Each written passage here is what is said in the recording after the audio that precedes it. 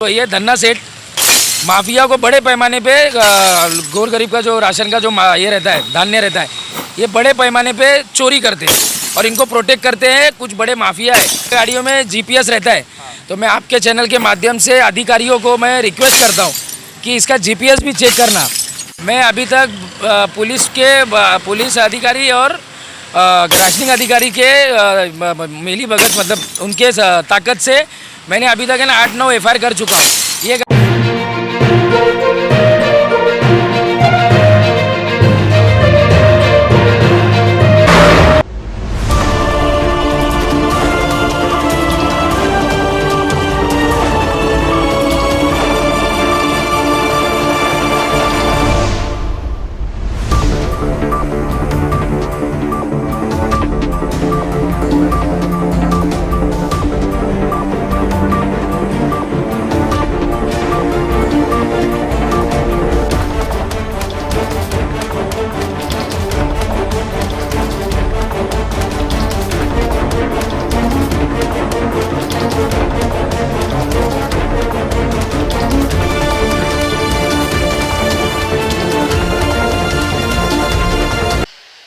नमस्कार, मैं हूं राजकुमार विश्वकर्मा। आप देख रहे हैं टुडे फ्लैश न्यूज। इस समय मैं घाटकोपर पुलिस स्टेशन के ठीक बाहर हूँ। चाहूँगा मेरे मित्र दिखाइए आप पुलिस स्टेशन का उद्देश्य और ये बाईं ओर आप देख सकते हैं मेरे हरी कलर की जो गाड़ी है उस पर साफ तौर पर लिखा हुआ महाराष्ट्र शासन अत्यावश्यक सेवा।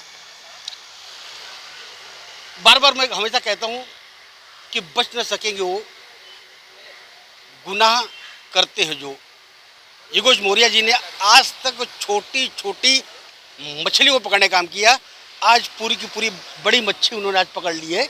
जाहिर तौर पर इस ट्रक के अंदर जो माल अनाज होता है वो सरकारी अनाज होता है, गेहूं और चावल।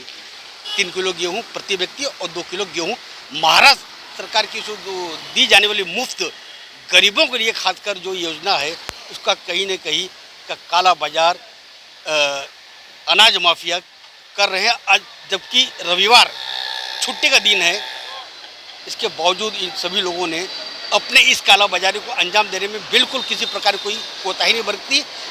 और योगेश मौर्य जो आई बाबा प्रतिष्ठान के अध्यक्ष है, उन्होंने हमेशा मुंबई में कालाबाजारी करने वालों पर रखी थी पैनी नज़र। जहाँ जहाँ भी उनकी जो टीम है, उनके जो सोर्सेस है पहुँचते हैं। अभी थोड़ी देर में अभी मालूम पड़ा है ठीक इसी कलर की गाड़ी, महाराष्ट्र शासन गाड़ी मुलुंड पुलिस स्टेशन के अंदर पकड़ी गई है। इन्हीं सारे विषयों पर हम योगेश मौर्य जी से हम चर्चा करेंगे, बातचीत करेंगे। ये गाड़ी कब और कहाँ कैसे पकड़ी गई है। एक महाराष्ट्र शासन की गाड़ी पकड़ी है जो राशनिंग सप्लाई करती है, तो क्या कहना चाहेंगे इन सभी विषयों पर आप?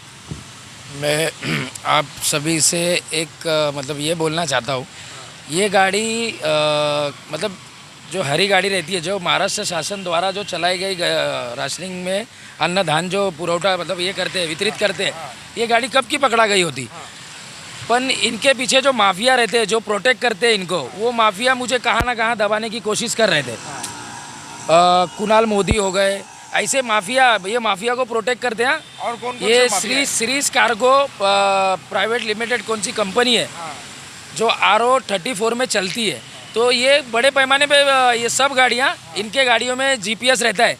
तो मैं आपके चैनल के माध्यम से अधिकारियों को मैं रिक्वेस्ट करता हूँ कि इसका जीपीएस भी चेक करना, क्योंकि मुझे जहाँ तक मालूम पड़ा है, देखो मुझे भी गोपनीय माहिती मिलती है, तो माहिती के इस पर मुझे मालूम पड़ा है कि ये धन्ना सेठ माफिया को बड़े पैमाने पे गोर गरीब का जो राशन का जो ये रहता है, धान्य रहता है, ये बड़े पैमाने पे चोरी करते हैं और इनको प्रोटेक्ट करते हैं कुछ बड़े माफिया है। ये नाम तो मैं मतलब बताऊंगा, क्योंकि एविडेंस जब तक मेरे पास एविडेंस नहीं रहता तब तक मैं कुछ बोलता नहीं हूँ। और ये चीज़ ये जो चोरी कर रहे हैं इनका सब एविडेंस है और इनका जीपीएस निकालो, मैं रिक्वेस्ट करता हूँ। क्योंकि अभी देखो यही गाड़ी मुलुंड में भी पकड़ा गई है, यही सीरीज कार्गो की ही गाड़ी मुलुंड में भी पकड़ा गई है। और अधिवेशन कल ख़त्म हुआ है, तो इनको खाली खौफ नेताओं का है, क्योंकि अधिवेशन में इनका बड़ा ये होता है। ये इतने बड़े माफिया भी है और बहुत बड़े चोर भी है।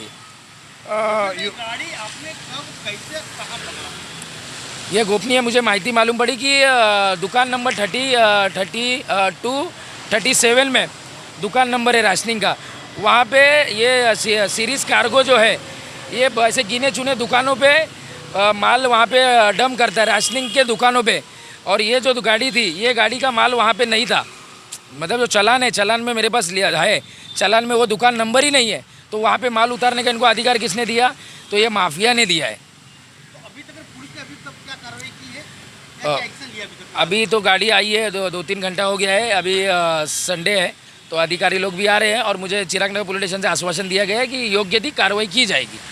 समी अहमद ऐसा करके नाम है शायद उसका, और पत्रकारों पर भी एलिगेशन का भी आरोप है उसके ऊपर कि जब भी इस तरह की कार्रवाई होती है तो वो पुलिस स्टेशन में आता है और सेटल करवाने की बात करता है। क्या है? और पत्रकारों पर एलिगेशन भी उसने किया है। कैसे रहता है कि ये माफिया जो है ना, ये कुछ एजेंट और दलाल लोग को हायर किया जाता है। हाँ। ठीक है, ये हायर करते हैं। तो हायर करते हैं ना, तो ये जो दलाल लोग रहते हैं उनका काम है ना, पैसे के मतलब पैसे का गर्मी रहता है ना इनमें। ठीक है, और कुछ लोगों को ऐसा भी लग रहा है।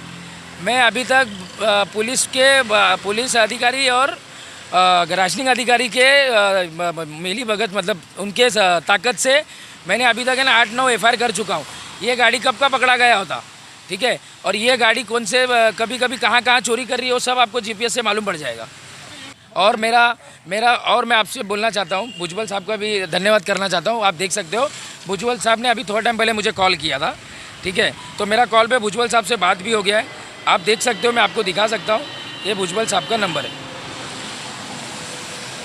ठीक है, भुजबल साहब ने मुझे, ये देखो मैं कॉल नहीं उठा पाया, भुजबल साहब ने कॉल किया था तो भुजबल साहब से मेरी बात हुई। हाँ ठीक है, अभी बात हुई तो भुजबल साहब ने बोला योग्य ती कारवाई होणार, तू टेन्शन घेऊ नको, हे अशा माफियांना आम्ही सोडणार नाही।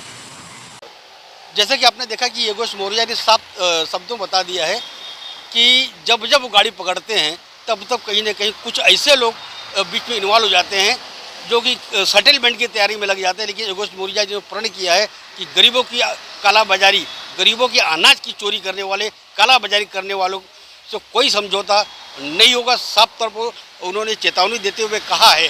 और दूसरी बात, ठीक इंटरव्यू के दरमियान थोड़ी देर पहले उन्होंने बताया अपना मोबाइल खोलकर कि उनके मोबाइल पर नागरिक पुरवठा मंत्री छगन भुजबल जी का स्वयं फ़ोन आया, जिसको लेकर साबित होता है कि महायुति सरकार में शामिल छगन भुजबल जी ने साफ तौर पर उन्होंने उसको आश्वासन दिया हुआ है कि जो भी कालाबाजारी करते हैं उसको बिल्कुल सरकार बख्शने के मूड में नहीं है, न बख्शेगी।